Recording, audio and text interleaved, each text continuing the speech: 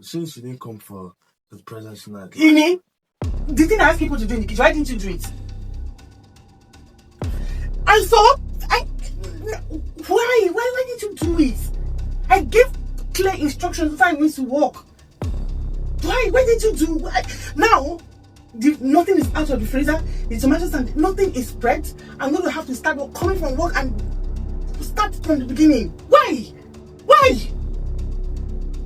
Must it always be like this? Eh? Must it always be like this?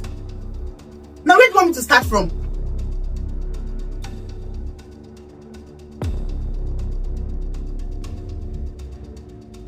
Oh, he won't say anything. He's not even to go and start doing it, Abi. Something should have done since.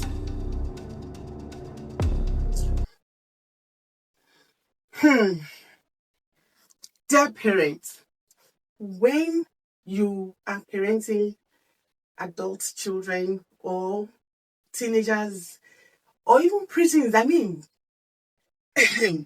one of the things I have found out as parents is we struggle sometimes to pass across our thoughts, our words when we are really upset. And when I say struggle, I mean we communicate in a way that we shouldn't communicate. Yes, in the demonstration you just saw, or should I call it a skit, I was addressing something that my son didn't do that he should have done. The situation really chaotic and volatile. And he has done wrong. Yes, that's, basic. But the way I have addressed it is also wrong. One thing I have come to realize from my experience dealing with my adult children and teenage, daughter is the fact that it gets to a level where when things are not how they should be, you should be really intentional and careful in addressing what you want to address. Because you don't want to start a war. You want to address situations and correct behavior. So the way I came, full on, battle, guns blazing, shouting. What I've just done is, yes, he stood up to go and do what he should have done. But it also means that I have closed room for further communication and engagement. There's a better way I should have gone about it. And these are the things I would recommend. So if your children, adult children, teenage children, preteens, they do things that they shouldn't have done or didn't do what they should have done, and you are really upset, my first recommendation would be, don't go guns blazing. Don't go when you are so upset. Most times, I try to calm down, or I go and rant to their dad first, and of course I can't shout on my husband because he's my husband. He's not the one that annoyed me. Shouting doesn't get us what we want. Shouting just shows that we are not in control of our emotions. Does that mean we should always be in control of our emotions all the time? As much as we can, but I also know that as parents, we are human beings. We get upset sometimes. We get worked up sometimes. But as much as we can, let's be in control of our emotions. So if, in this situation, what I would say is calm down. Go get a glass of water. Rant to someone. I mean, we can't be crazy in front of everybody. Go rant to someone. In my own case, usually I go to their dad. Can you see what the children have done now? And he will calm me down. So by the time I am bringing, talking to my children, whichever one of them, I would have most likely calmed down and put in a way that they can understand exactly what they've done. Because the fact remains that if your child doesn't do what you want him to do, it doesn't mean that child is a bad child.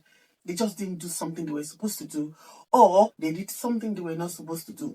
So keep at the forefront that your child is a human being. Your child is an adult or almost an adult or a human being at the most, okay?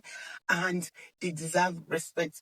You yourself, you don't want someone to shout on you. I remember, someone used to tell me then that, oh, I don't like my boss. Whenever I do something, they'll shout at me. If we don't like to be shouted at, why do we think our children would enjoy being shouted at? Okay? So calm down and then go address the situation.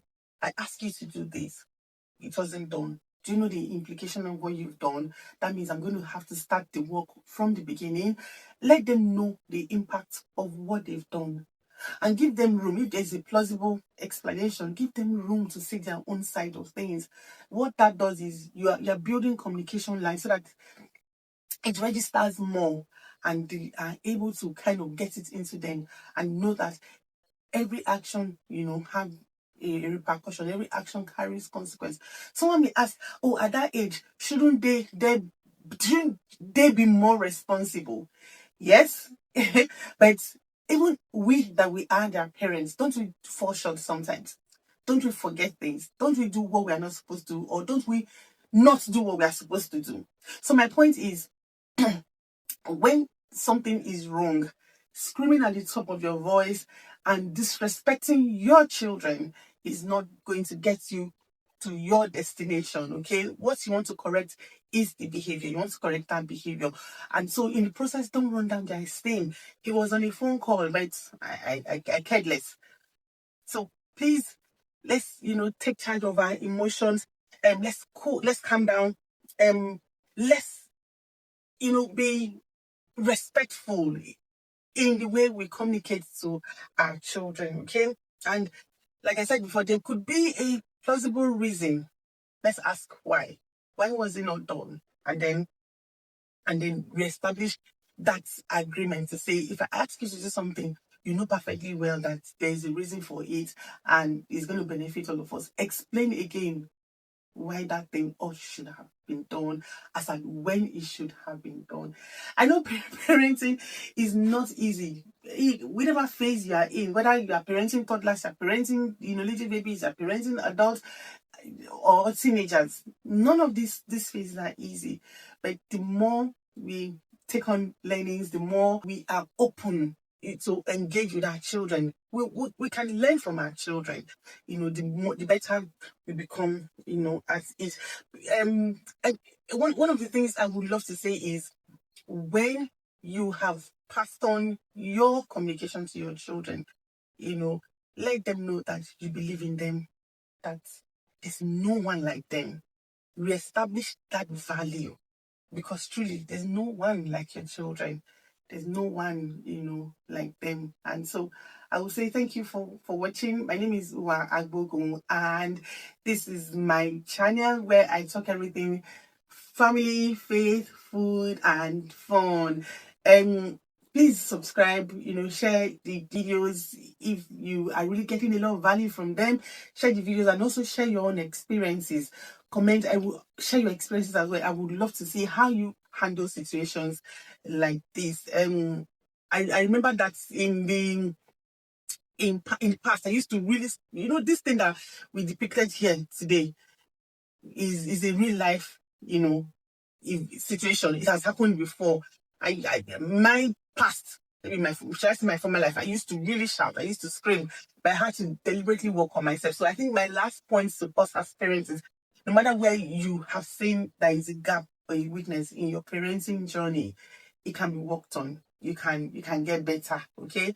And that's why we are here as family life coach. Myself and my husband, this is what we do. We walk through the entire value chain of family life: pre-marital counseling, post-marital counseling, parenting, and everything in between. So please reach out if you need support. Thank you for watching, and God bless you.